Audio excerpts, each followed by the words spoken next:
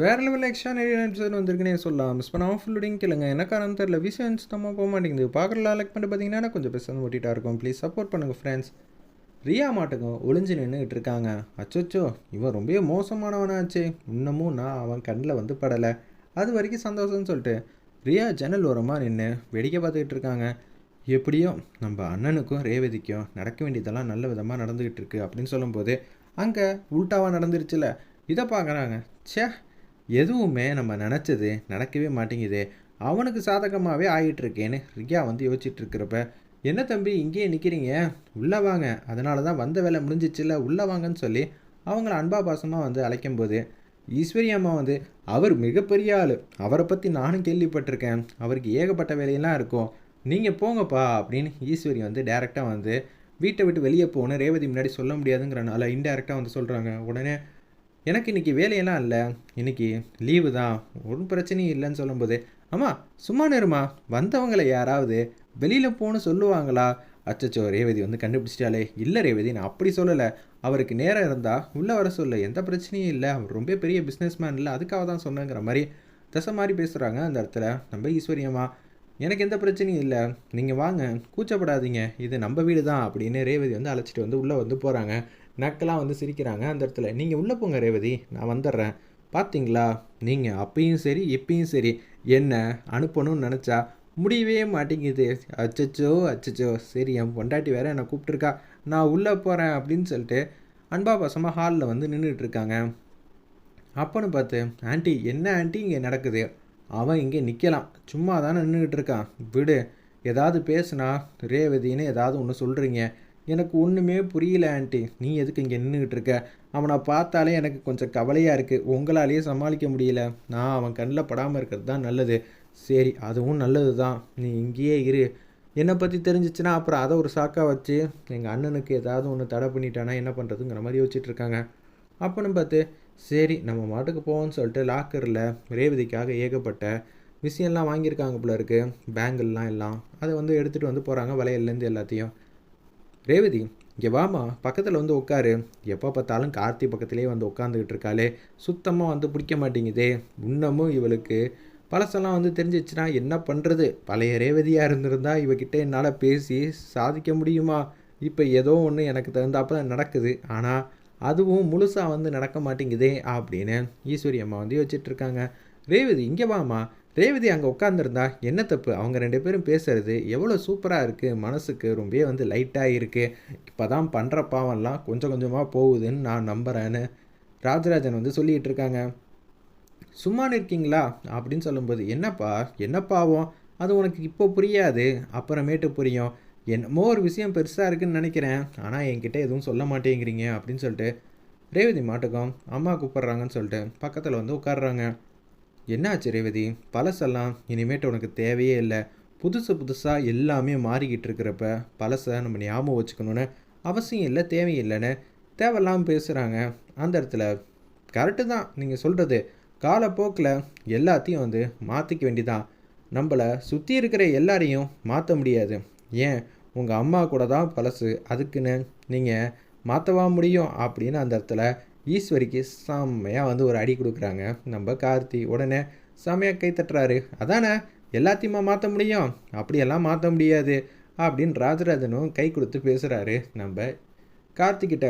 ஆமாம், இதுக்கு நான் எப்போதும் என் ஓனர் சைடு தான் சப்போர்ட் பண்ணுவேன், அவர் சொன்னது எல்லாமே கரெக்டு, நம்மளை வேணால் புதுசு புதுசாக கற்றுக்கலாம், ஆனால் நமக்கு தெரிஞ்சவங்களையும் பழசையும் என்றைக்குமே மறக்கக்கூடாதுமா அப்படின்னு நம்ம ரேவதி சூப்பராக வந்து பேசிகிட்டு இருக்காங்க. என்னடா இது, எதுவுமே நமக்கு சாதகமாக நடக்க மாட்டேங்குது, சரி நம்ம இந்த வலையிலையாவது கழட்டோன்னு சொல்லிட்டு ஈஸ்வரி அம்மா வந்து கழட்ட சொல்கிறாங்க. ஆனால் அவங்களால முடியல போல். அம்மா வர மாட்டேங்குதுமா, ரொம்ப டைட்டாக இருக்குது, எனக்கு பிடிச்சவங்க இதை வாங்கி கொடுத்துருக்காங்கன்னு நினைக்கிறேன், அதனால தான் இவ்வளோ டைட்டாக இருக்குது அப்படின்னு சொல்லும்போது, நான் வேணா ட்ரை பண்ணட்டுமா அப்படின்னு நம்ம கார்த்தி வந்து கேட்குறாங்க. ஈஸ்வரியால் எதையும் பேச முடியல, அப்படியே செம்மையாக வந்து முறைக்கிறாங்க. அந்த நேரம்னு பார்த்து நம்ம ராஜராஜன், தாராளமாக உங்களுக்கு இல்லாத உரிமையா அப்படின்னு சத்தம் போட்டு சந்தோஷமாக சொல்கிறாப்புல அந்த இடத்துல. உடனே ரேவதி வந்து கார்த்தி முன்னாடி கை நீட்டுறாங்க. டக்குன்னு ரேவதிக்கு சைட்லேருந்து கார்த்தி வந்து சிரித்த முகமாக பார்க்குறாங்க. என்ன உங்களால் முடியலல்ல, நான் தான் அப்பயே சொன்னேனே, சும்மா நீங்கள் எல்லா விஷயத்தையும் வந்து வேடிக்கை பார்த்துக்கிட்டே இருக்க வேண்டியதான்னு சொல்லிட்டு ரேவதியை கையை பிடிக்கிறாங்க. அப்போன்னு பார்த்து அந்த இடத்துல வலையில் வந்து எடுக்கிறாங்க. 2 வலையிலையும் அசால்ட்டாக நம்ம கார்த்தி வந்து எடுத்துட்றாப்புல. வேறு லெவலில் அம்சமாக இருந்துச்சுன்னே சொல்லலாம் அந்த சீன்லாம். அப்போன்னு பார்த்து மாப்பிள்ளை புது வலையிலையும் நீங்களே வந்து போட்டு விட்டுருங்க அப்படின்னு சொல்லும்போது, என்ன சொல்கிறீங்க அப்படின்னு ஈஸ்வரி அம்மா வந்து கேட்குறாங்க. இல்லை மாப்பிள்ளை போடுறதுக்காக வளையல் வாங்கி வச்சிருக்கல்ல, அந்த வளையலை சார்கிட்ட கொடு, அவரே போட்டு விடட்டும் அப்படின்னு அந்த இடத்துல சொல்கிறாரு. இவரும் நம்மளோட அப்படின்னு அந்த இடத்துல இக்க வச்சு பேசும்போது, மாமா இது எல்லாருக்கும் தெரிஞ்ச விஷயம்தான் மாமா, ரேவதி கிட்ட வந்து அந்த வலையில கொடுங்கன்னு சொல்லி கேட்டாங்க.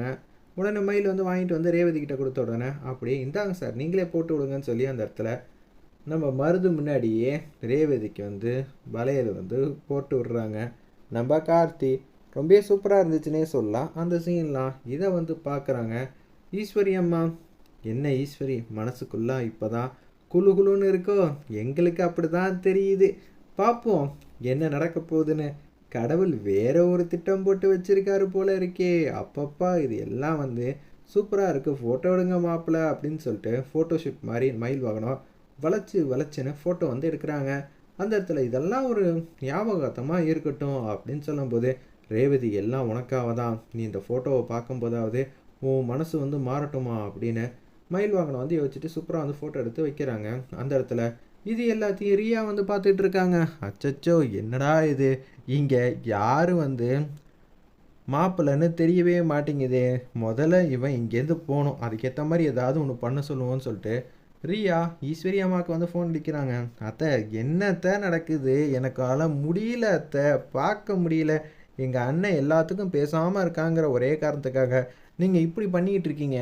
அவன் பேர் என்ன மாற்றி வந்து சொல்லியிருக்கோம், அதனால தான் நாங்கள் 2 பேரும் அமைதியாக இருக்கோம். இல்லைன்னு வச்சுக்கோங்களேன் உண்டு இல்லைன்னு ஆக்கியிருப்போம்.